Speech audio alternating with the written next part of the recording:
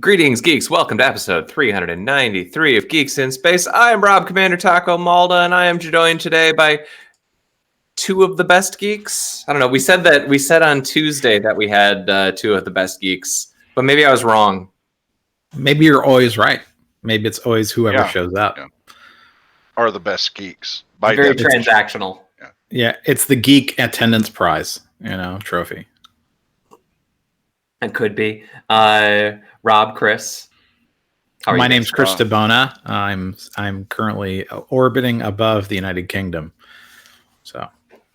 And I'm Rob Roseboom, down in the dungeon. the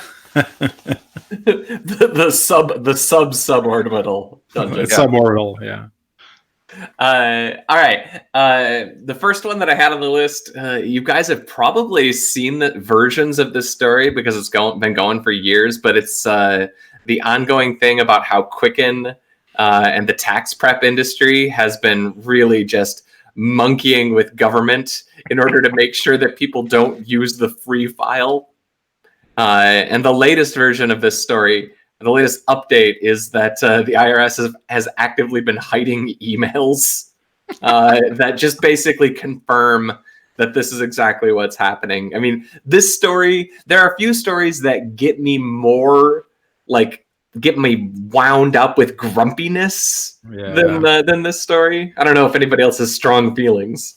I see it as very comfortable. That every year we can run this story and enjoy just the exact same level of outrage.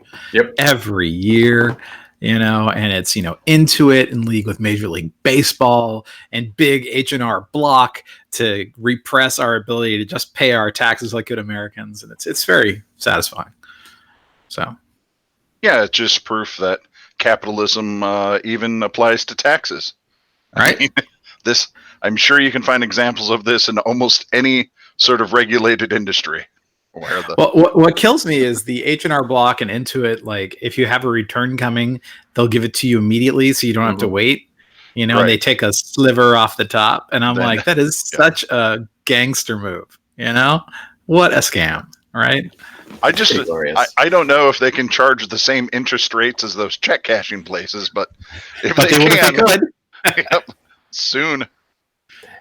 I really love all of the stories. I don't know who it was, maybe 6 months ago, where they were really breaking down all of the SEO tricks that they're using to make sure that you go to the wrong site.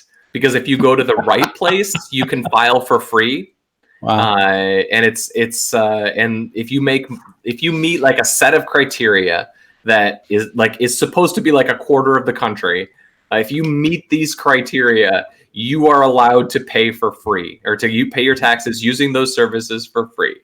And the SEO that they do in order to make sure you get on the wrong site, or it's all over the site. Like, you click here to file your taxes, and then suddenly you realize you're clicked through to the other site, and they don't tell you why. And the whole thing is just this horrible set of dark patterns.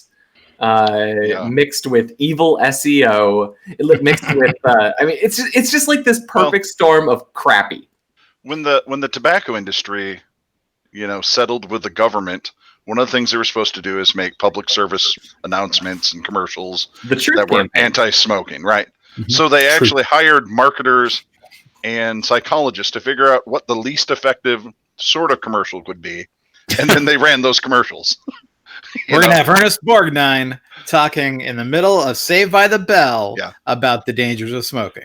Fulfilling their obligation, but going completely against the spirit of it. So, technically. There you go. Technically, Ernest Borgnine speaks to the children. They don't ignore him. He's an icon. Yeah. All right, so this is an updated story that has been going on for years and years and years, but it still continues to make me very angry, which is the XFinity Man in the Middle attack. Oh, really? Is this the DNS one? Or well, they do that too, but XFinity literally does JavaScript injection into web pages. That is like some Chinese firewall level crap, Yeah, no, it's as evil as you can be. And I mean, I'm literally streaming this right now through XFinity pipes. But no, like when you get to the end of your bandwidth for the month or whatever, they start popping up this dialogue, like JavaScript injection into your page. I mean, it's really horrible. But the thing that I didn't really realize, and I never really thought about it, and I think this is actually kind of hysterical, is that their injection attack, this article actually breaks down, it's about 50K every time they run it. And they are actually inserting it into every HTTP request to tell you that you're running out of bandwidth. So their solution to warning you that you're running out of bandwidth is an injection attack that uses more of your bandwidth. I'm picturing like one of those, node packages that loads 12,000 pages, as part of their build of a page. And so it's 12,000 times 50K. So that's 125. So that's, half a megabyte right there. But yeah, it's crazy. No, that's 50. That's a lot of bandwidth. I mean, especially if because you'll get to the point where you're seeing this message, a dozen times, and if you are actually like on like a 1 gig limit or something, that you could have added, several megs to the end. Have you seen this yourself on your? Yeah, XFinity? Oh yeah, absolutely. I don't see it anymore because like a year ago I switched over to an unlimited plan. Because I used to hit my bandwidth cap. You could actually tell when my children were home or not, because during the summer, I would hit my bandwidth cap at about day 20. And during the winter, I hit my bandwidth cap at about day 27. Yeah, when I was on Comcast, I used their business service, so I never had this stuff happen. But yeah, if you have the consumer business, it's over. That's what I have now. I had to switch over. Yeah. Although I'm still paying for a whole lot of channels that only kind of work if you want to stream them to various devices. Oh, right, because they have like the streaming of your cable service or whatever. Yeah. Right. Like because Comcast and Viacom don't get along, I can't stream Comedy Central, which is pretty much the only character that I actually, or the only show that I would actually care about. But it's just like, so I mean, I can watch South Park on Hulu, but there's like 2 or 3 random Comedy Central shows that don't air unless you install the app. And because Xfinity and Comcast or Xfinity and Viacom are in a pissing match, it really shows you what our dark future is going to be like. I mean, it's no different than Google and Apple or any of the other, like, once you get to a certain step of monopoly, you get to do this kind of crap. But we're gonna have a lot of fun in the next few years, especially with Disney now. Disney Plus, Disney Max, Plus. Disney Go. Yeah. I mean, it's going to be an absolute nightmare. And I actually really do someday I did this once, but I should continue it. I wrote down every bug that I had with Apple TV over the course of 1 week of usage. And it's a long list. I mean, like, it is a constant, there's always a bug. And I'm like, this is supposed to be the easiest digital way to do this. And I literally can't use this device for more than like 2 or 3 episodes of TV without encountering a bug that would probably stymie like my dad or in whatever boomer kind of generation. What is it? Okay, boomer. Okay, boomer. Okay, it's boomer. The first Battlestar Galactica themed, millennial complaint. So no, not. I agree. It's not about Sharon. So. I agree. No, it's true. It's probably not accurate. Okay, I boomer. do love Okay, boomer. Right? Isn't it so satisfying? It's just my wife wants the hoodie.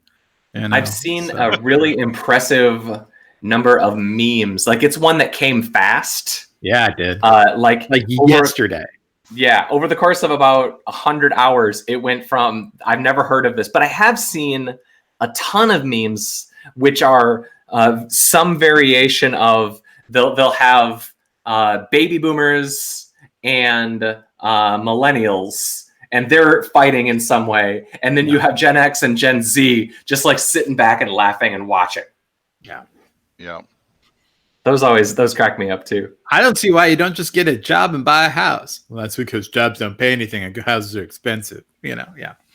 Well, there was that one actually kind of gets me because like that you see the math that was like your parents had to work 50 weeks of full-time work in order to pay for college, and millennials have to work 300 or something, or 380 weeks or something, just ludicrous. A day. I tried to work 380 hours in one day and it didn't work.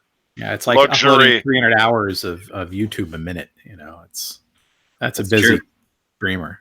I mean, I guess if we each streamed our own YouTube streams separately, so that you could get let Jake choose between camera angles. Oh yeah, right. Remember when that was the thing that people were like, and in the future you're gonna be able to pick camera angles and it's gonna be super sweet. And it's like, yeah, it turns out nobody cares.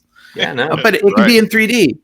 No one cares. What about super 60 HDR, 60 frame per second, 8K? And they're like, oh, all right, I guess, So now Flash is officially dead. What's that? The Flash is officially dead now. So Flash, like, if you want to play a stupid game in your web browser and it's 2002. Yeah. So sad. I guess you'll have to load Internet Explorer or something if you want to do that. I don't know how I'm going to figure out how to play Bejeweled without Flash. There's no other way. Except for playing it on any of the manifold tablets in your home. To say nothing of the 487 different variant jewel matching games that exist in any app store at any time. Yeah, I think that app stores are basically just jewel games at this point, and Netflix. There's a few physics games as well. So. No, that's true. Like the Angry Bird. You know? Sure. The tower defense genre is a popular genre. I love there's a tower defense game called Balloons, and it's little monkeys who hate balloons, and it's very satisfying. I do like that my 10-year-old told me yesterday that when he plays most of his games, he likes to turn his internet off now so he doesn't get ads. I was like, oh, you're 10. You figured this out. That's great. It was that or throw the tablet against the wall, Dad. Yeah. That's true. It's Halloween today, so my children are knights. It's adorable. But I have a feeling that the rain is going to preclude trick-or-treating tonight, so that'll be interesting. Like specific Knights of the Round Table or just knights in general? They are generic knights. No, he's like knight as in they're very dark right now. Oh. They're actually in blackface, and they call themselves knight, and it's really offensive. Yeah. So. Dude, those are my kids. They're 10 and 12. Yeah, you should have let them We're going to go as days, but they didn't want to appear racist. So. They could do It's Always Sunny in Philadelphia and be Dayman and Nightman. Nightman. We're going to get demonetized. I absolutely love that episode. That might be my favorite episode. It's so tortured the way they get,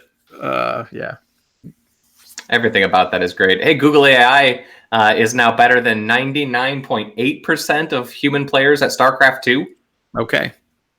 Which actually doesn't seem all that impressive to me, because it seems to me that if I actually sat down and played StarCraft for a few days, I would be better than 99.8% of people, because there are 8 billion people on this earth, and even that still leaves 1 million people to be better than me. Well, how many people are playing StarCraft? Not 7 billion. That's true. Pretty much all of Korea. Yeah, but Korea is kind of a small country. Yeah, it's our little sister country, right? So yeah, that's why they all have better internet than us. Yeah, I wonder if they have their Xfinity doing man-in-the-middle attacks on them. I wonder if they're upset about the Chinese thing in Hearthstone. Ooh, no, they all wear their Winnie the Pooh costumes just out in the streets. That's great. Because they love Winnie the Pooh. He's a nice bear. No, it's to show allegiance to Disney Plus. Oh, right. Disney Plus. So here's the thing. I want to roll back to the Apple TV conversation of 14 minutes ago. To watch Apple Plus or Apple Now or Apple Max, whatever it's called. Yeah. Do you have to own an Apple TV? I doubt Can that you watch it in a browser. TV, I assume you have to own an Apple product. Do you have to own do you have to install iTunes on Windows or something? I assume, based on zero research, that you have to own an Apple product, and at this point, all Apple products are capable of running the TV app. And I assume that it will function through that. They've long had the Apple TV app has like a full streaming thing built into it, and they've been streaming. Like they were actually weirdly, I think, testing it with Carpool Karaoke.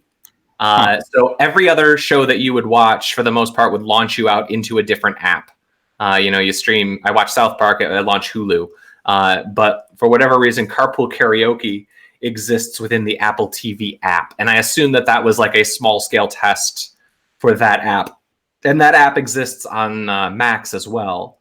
I don't know that it exists, that it will run like through a Safari web browser on a Windows PC. However, I'm going to go out on a limb and say that in about 4 seconds, For All Mankind will be available on every Plex server on planet Earth. Yeah, right. It strikes me that the probability of a human being interested in watching For All Mankind and the probability of a human being owning a Plex server and maintaining a Plex server, it strikes me that those Venn diagram circles overlap a lot. And they're likely on our network of Plex servers. Just drop my microphone. So I mean, any Plex server that you can get a password to, I imagine, is going to have it.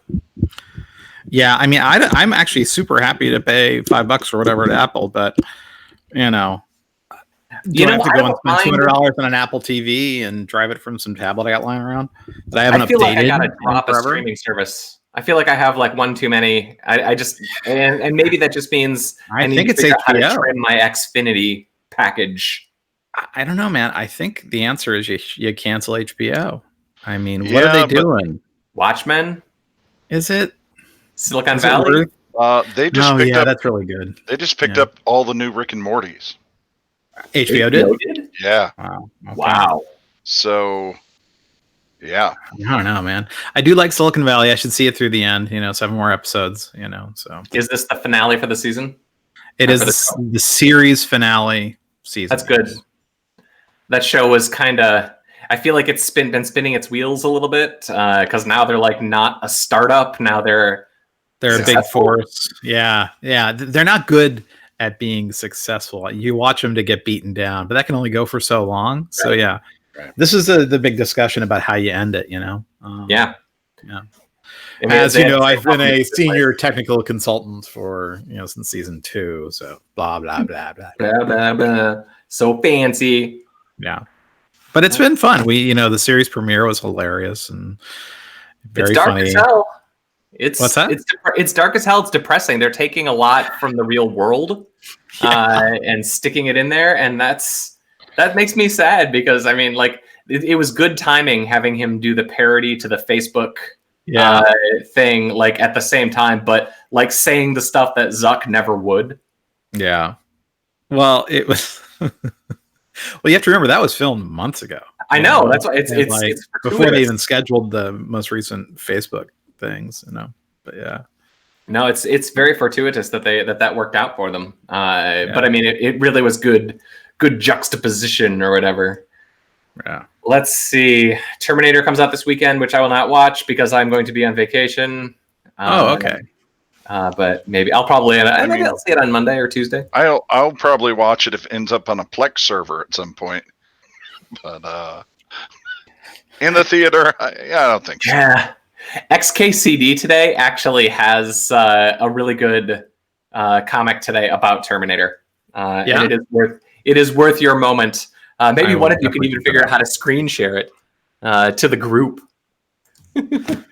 It pleased me, and it exactly felt right. All right, I'll share it via my screen. How about that?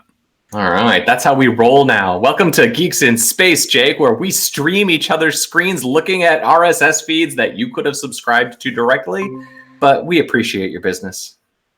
There you go. Here it comes. Are you seeing it? I am seeing it. Okay, I'm going to zoom in even. Whoa.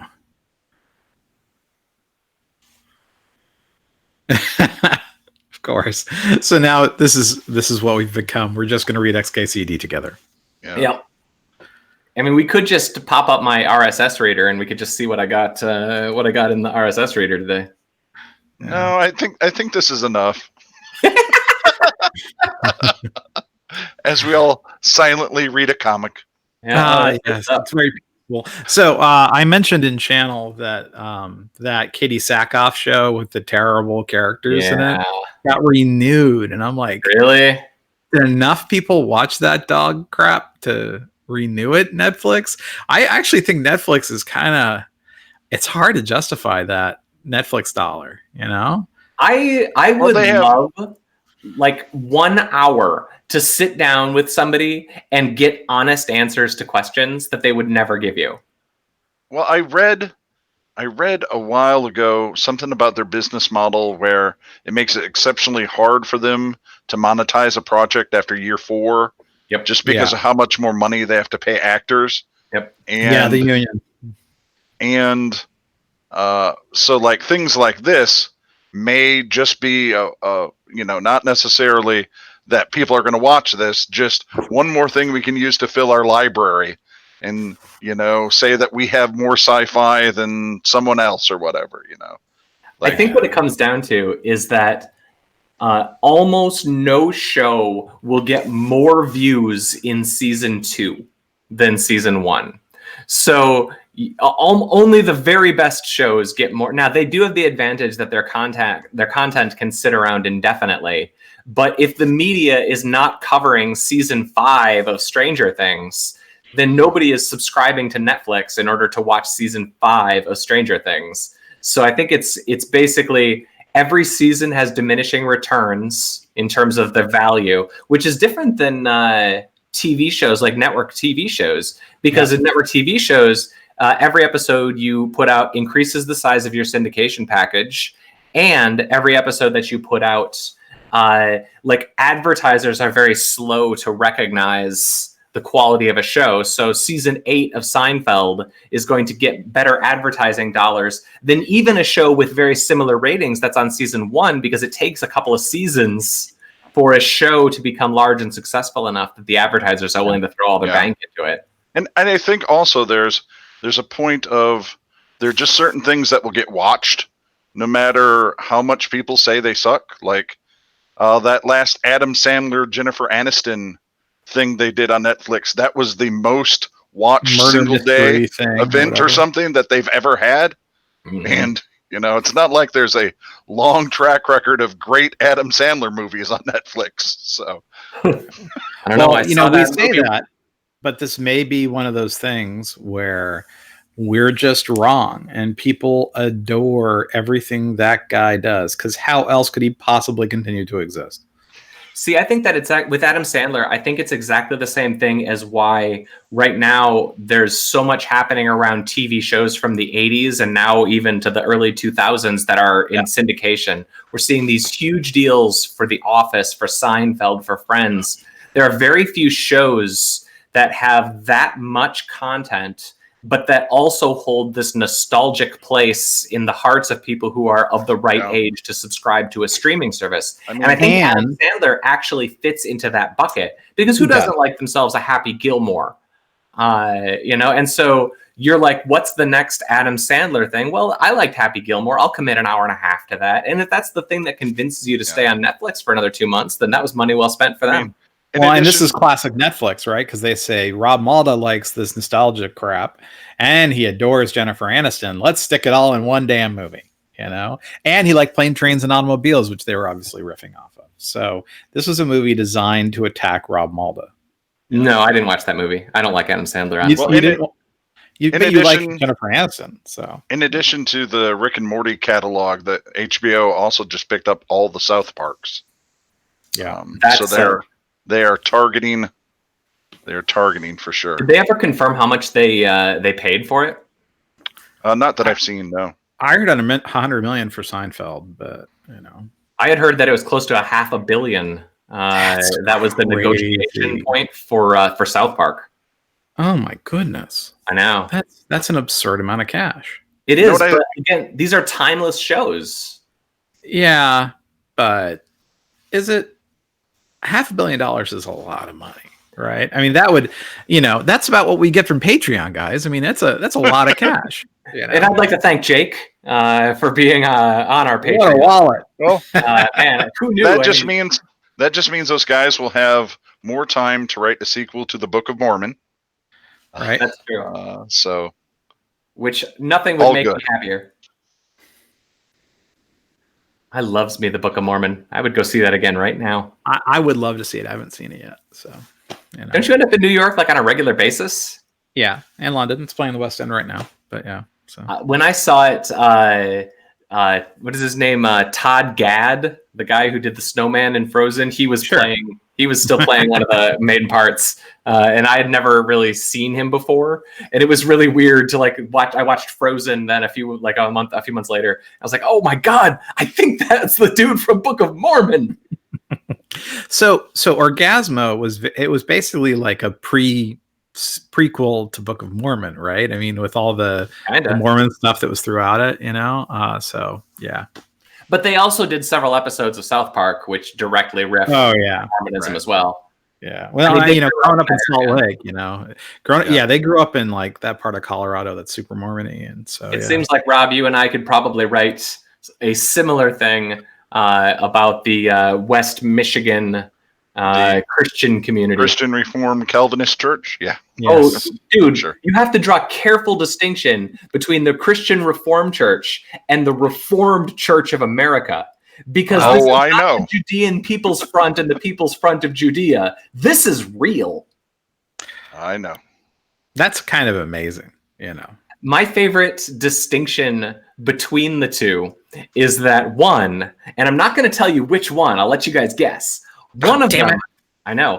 One of those churches, when I was a kid, was allowed to have in their hymn book any song that they thought was like about God or whatever, lyrically speaking. And the other only allowed their hymn book to contain songs that were lyrically, directly like revised version of Psalms or quotes of actual biblical text. So if I wrote a song that was Jesus is super cool, I think Jesus is great, and that was my chorus, that's not biblical. That's not from the Psalms or the Song of Solomon or something. So you could not have had that in your book, in your church, for one of the churches, the Reformed Church or the Christian Reformed Church, and I'm not going to tell you which. I say it's the first one. You might be right. I flipped a coin. I don't know.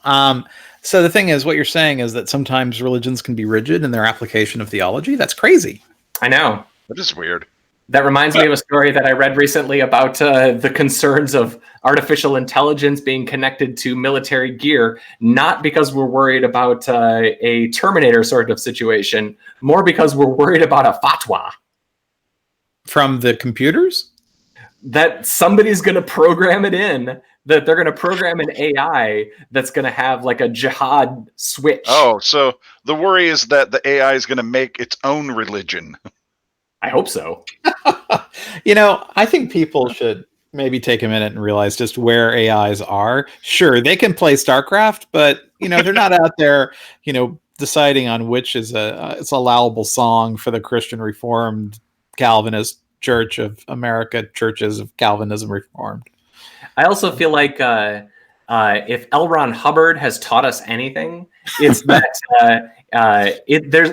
there's room for a couple of big winner-take-all type religions, but then after that, there's a lot of real small potatoes out there. And for an AI that can defeat 99.8% of human players, I mean that gets you to a certain point. But if you can defeat 99.8% of religions, you're still just like 6 dudes with a bongo drum who are like I don't know, Fredists or like I don't know.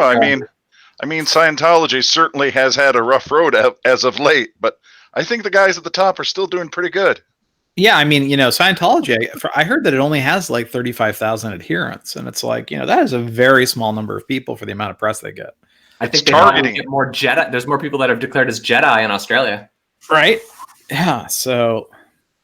But if you think about it, there's like 100,000 people who registered as Jedi in Australia or something like that, which makes it probably like in the top 20 or so religions in the world. Yeah. Unfortunately, not many of them are movie stars. So it's all about the targeting. It's true. Yeah. Yeah. Well, gentlemen, if only the Jedi were connected to the movies somehow.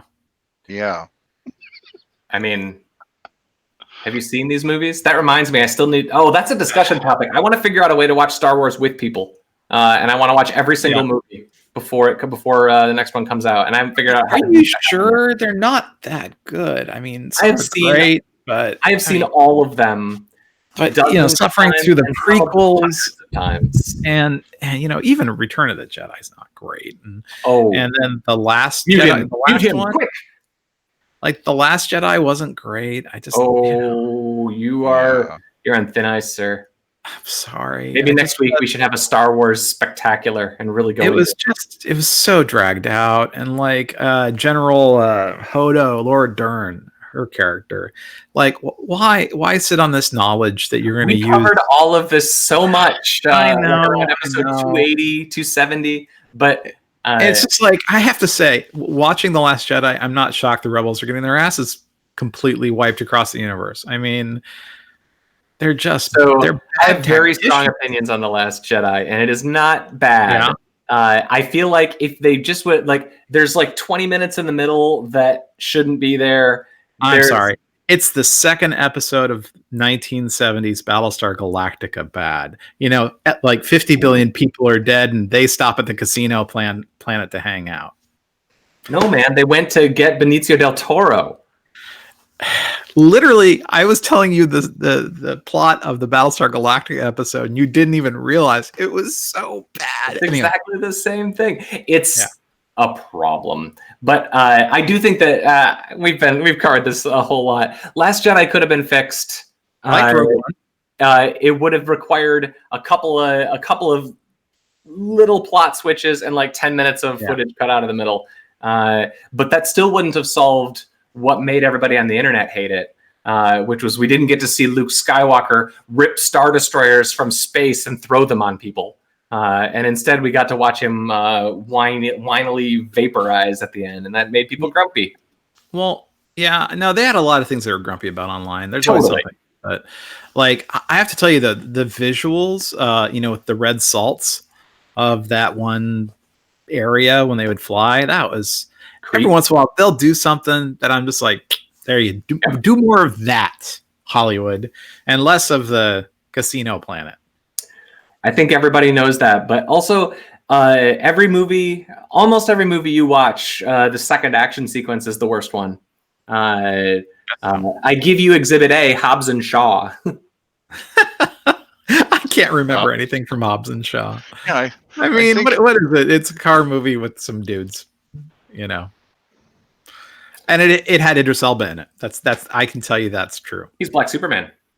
He was Black Superman in the movie. Yeah, so. They referred to him in that movie twice as Black Superman. Two different characters did that. And the only other time that I can think of something so like on the nose and cheeky that was stated twice is, and you're going to make fun of me and I don't care, the most recent Dumbo movie. No, why would it make fun of you? Was it good?